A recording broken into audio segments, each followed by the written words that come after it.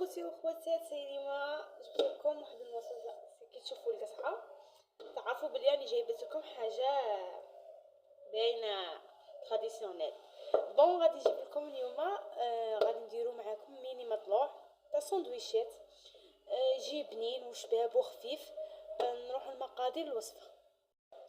هنا عندي سميد رطب، عندي كاس نديره نغربله،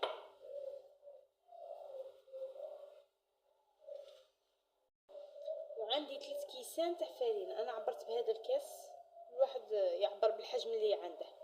غادي ندير 3 كيسان تاع فرينه نغربلهم هما تاني.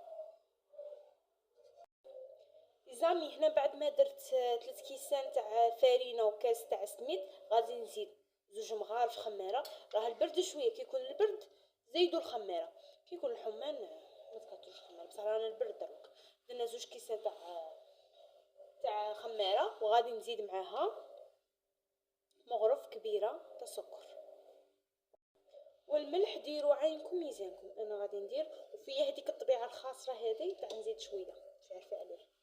لا فيكم ردوا عليا في لي ميساج، لا فيكم هذه الطبيعه تاني. وغادي ندير مغرف كبيره تاع خل، غادي ندير 2 مغارف. راكم عارفين بلي الخل يخفف العجينه عندنا. وندير ثاني 3 مغارف كبار تاع زيت.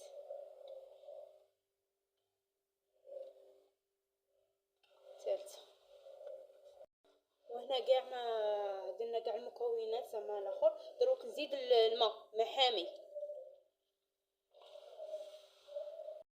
هنا نبدو نعجنوا فيها، نعجنوها طريه، ماشي يابسه وماشي طريه مليحه، نجمو نتحكموا فيها. هنا بعد ما تلمت عندنا العجينه ندلكوها شويه. راكم عارفين بلي رانا دايرين فيها السميد والمطلوع يبغي الدليك هكا.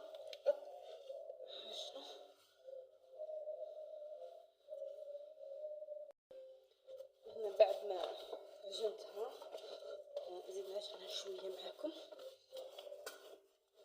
سمعيها تطبق لكم تسمعوا.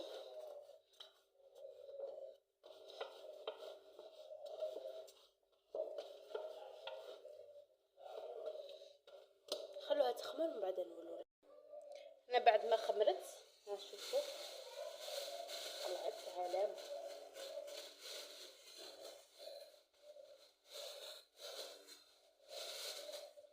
دوك نديكازوها.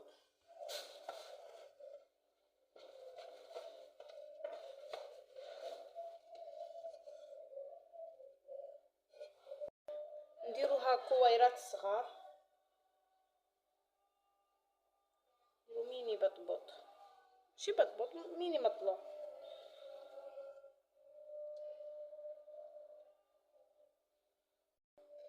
ندرر عليها شويه تاع سميد رطب هكا، ونخليها تريح غير شويه بان نقعدو نحلو فيها.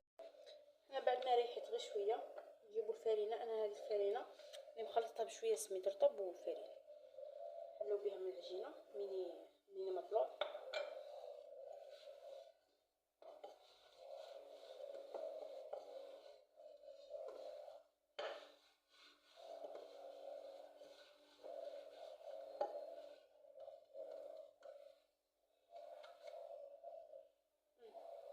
خلوها تخمر.